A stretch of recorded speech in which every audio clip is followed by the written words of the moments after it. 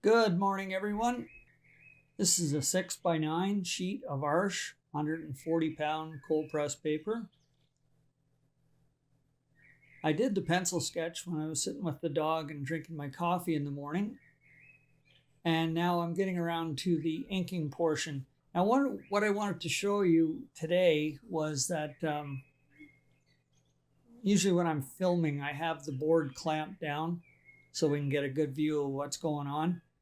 In this case today, I'm showing you how I actually really ink things. I flip the board around, and that gives me way more control with my lines. I can get some nice curvature, I get some nice solid lines, and I can get my hand at a good angle for inking. Another thing to note, this is a solitary structure, rather large structure filling the page. And what's nice about that is you can add more detail with the ink. You can create a heck of a lot more texture with your paint as well. But what I like about this is just adding little circles and dots and cracks in the structure, extra bricks where needed, and I really go to town with detailing out the roof when you're putting tiles in.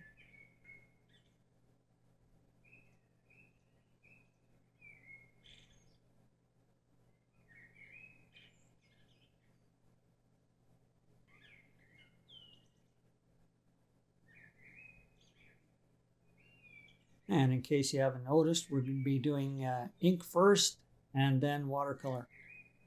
And there we'll just put the outhouse in. And there we have it. Okay, let's get to painting.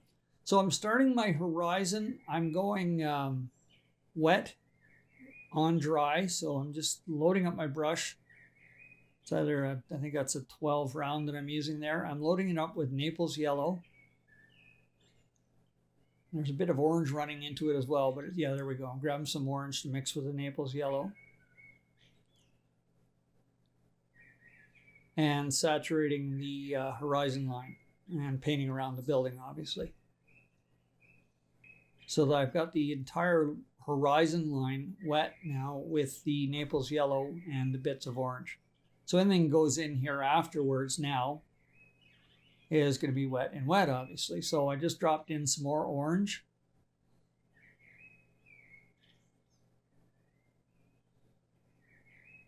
And I'm going to use the same approach for the top of this guy. So that's a cobalt blue. And it's going wet on dry. And I'm working my way around the building. I don't want to have too much blue in behind my tree because I'm not sure what color I'm going with yet. And there, I'm just dropping in the orange part at the bottom there, still a bit damp, so I can add in some color.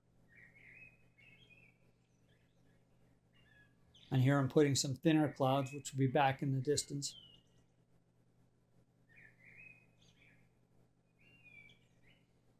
I lifted out the bead at the horizon because I will be having a tree line in behind there.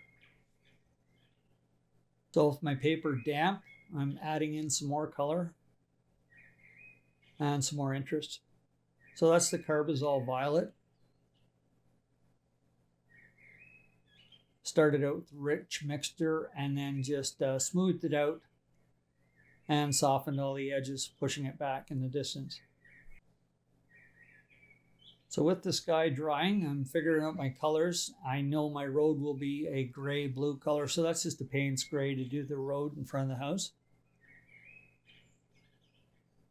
And now that my sky is dry, I wanted to make sure the sky was dry before going in with the roof color because I didn't want it to bleed out. And it's a tile roof, so I'm going with like a terracotta look, so that's a burnt sienna. Now we're going wet and wet. And as always, right at the base where it meets Steve's trough, it's going to be a bit dirtier. It's all the dirt collects, so I'm throwing in some Payne's gray in there. And with the wet brush, I was just softening the edge of that Payne's gray. It was a bit too dark for me, so I just softened it and decided leave it go and see what kind of texture it's going to end up with. And with all that Payne's gray on my brush, I just darkened up the road in the foreground. Now here's the background trees I mentioned. That is a wet on dry. As you can tell, the the trees in the background have a hard edge. So I'm going to wet that area with the tree color, and it looks like it's a bit of ultramarine, and there might even be a touch of green in it. But I'm starting out with the ultramarine, filling the space.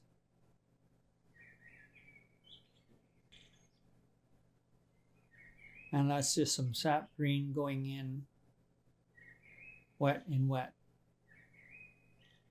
Now a bead had formed along the fence line, so I lifted out some of the color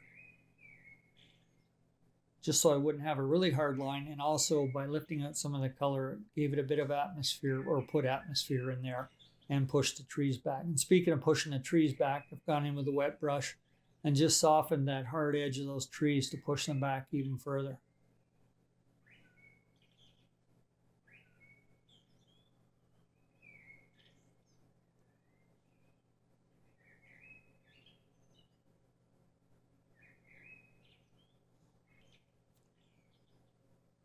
Now my big tree on the right, I'm starting with, well, it's a really loaded brush of cadmium yellow. And that's rather opaque, and it's actually, well, almost too much paint for me, so we'll see what we do with it. Really intense mixture, so now I'm just dropping in some cadmium orange.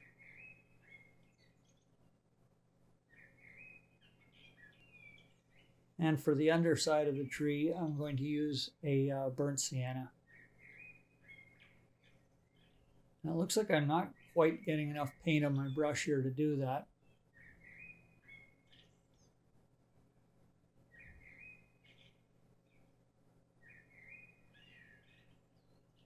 So in an effort to make it a little more intense, I've added some Payne's Gray and some purple in there. Giant bead forming in that tree.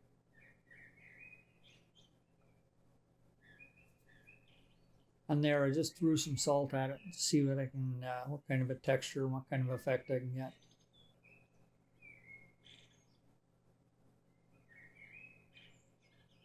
So my tree trunk, that is my rigger brush, one of them, and I'm attempting to do a wet in wet in that small area. So I'm wetting the entire tree trunk with it's a combination of burnt sienna, and I think there's a touch of green in there. But I'm going to wet the entire trunk, and then add in some Payne's Gray and some darker colors, and just let them mix on the page.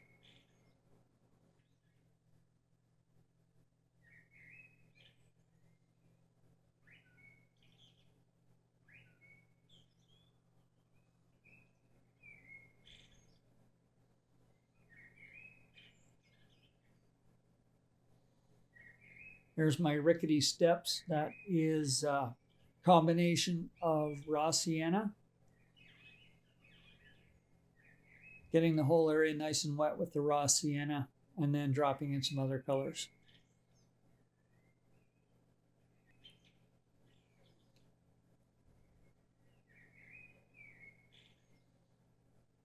And some burnt sienna. There, I'm just putting a bit of water in to move the colors around.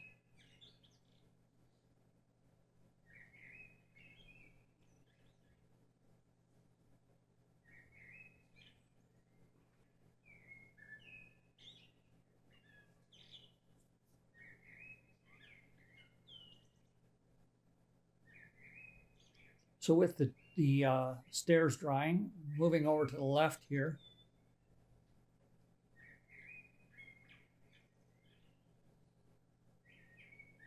once again, I have no set plan when I approach a painting.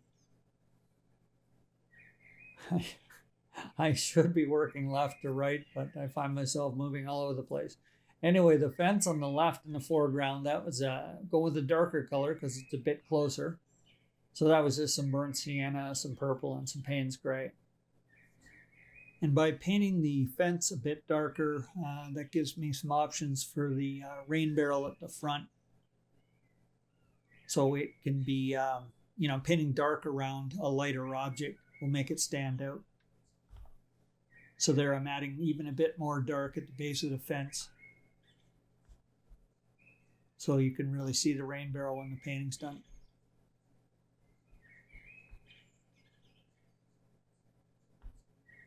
Now I'm painting that a wee bit darker on the left-hand side of the fence because I think I'm going to be having my light come from the upper left, so the shadows will be cast over onto that fence.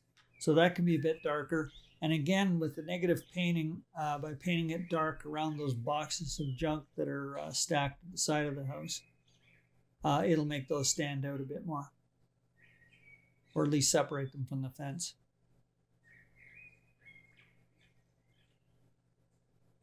Eaves trough time. Loaded up the 6th round with some Hooker's green. Bit of blue in there this time. And then I'll be using, while it's wet, I'll be using the burnt sienna for the rusty joints.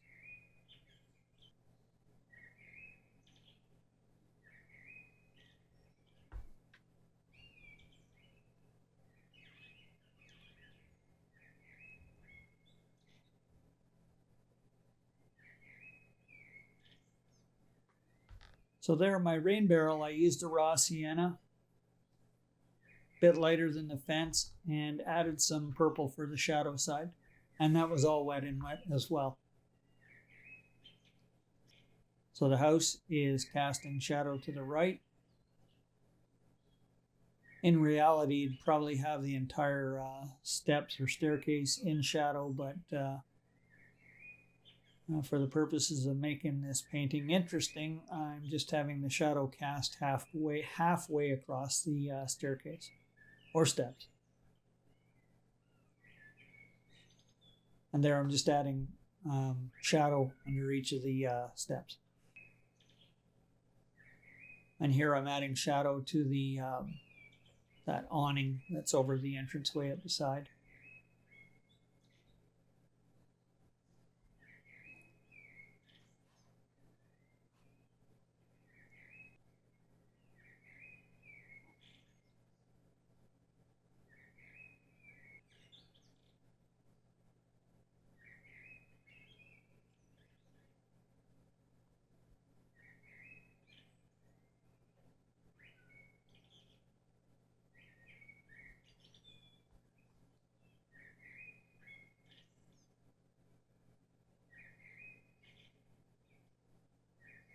So the shadows have given my structure some depth.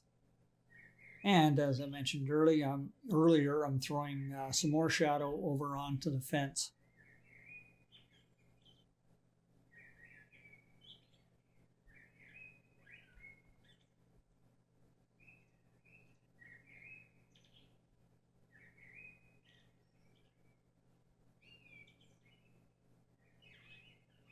So I'm putting the base color down of it's a cadmium yellow mix.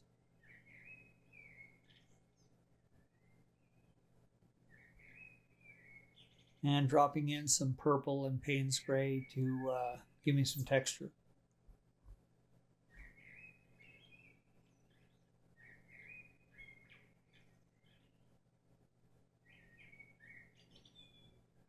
As you can see, I'm changing the look of the building as I go. I wasn't thrilled with the initial color, so while it's damp, I continue to add more and more color to see if I can finally settle in on something that I like the looks of.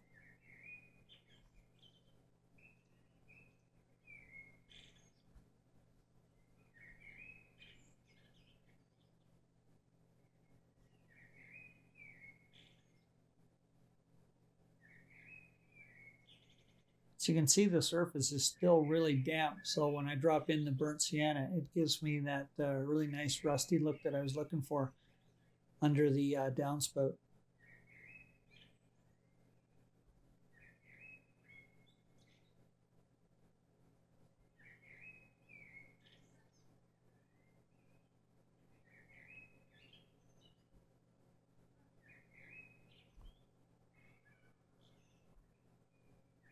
Those boxes on the right, I was picturing it being a garbage day. So it's just a pile of boxes and an empty bottle, if you're wondering what that is at the side of the steps.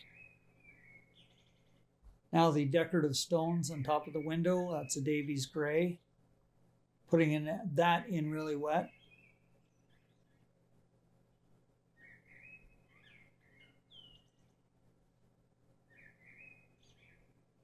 And the sidewalk, that's a Davies gray.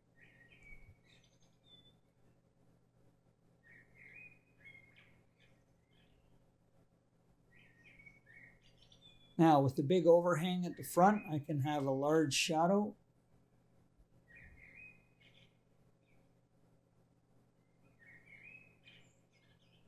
And of course that front step, the cement step, would be casting shadow to the right. So I'm just adding a bit of that to the sidewalk.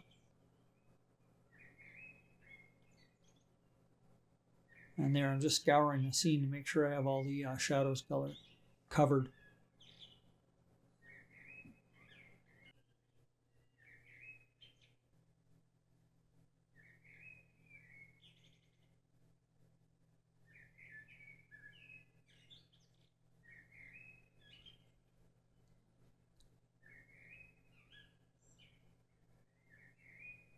Now I chose a greeny mix to go with the raw sienna awning.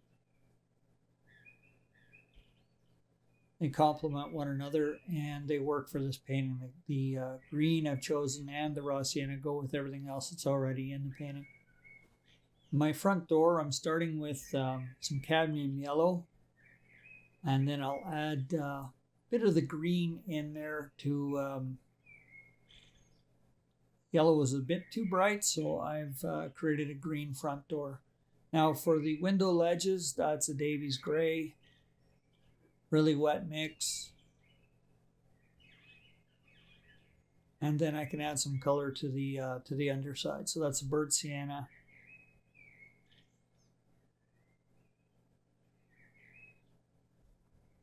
And here I'm using Payne's gray for all the metal bits.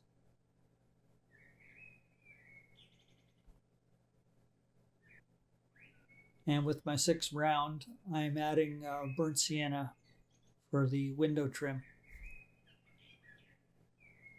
And of course the door frame.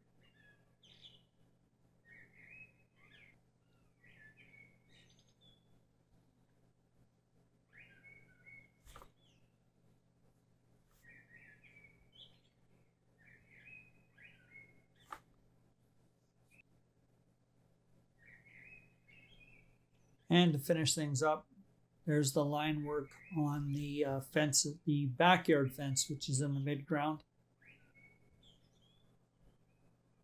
And I just put a little bit of green on there for my my bottle. It's a Jägermeister bottle on the front.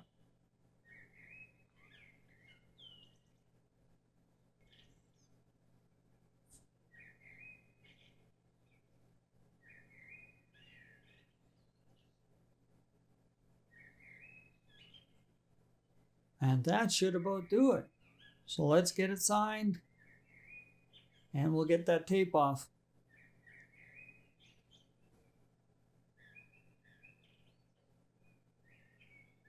There it is.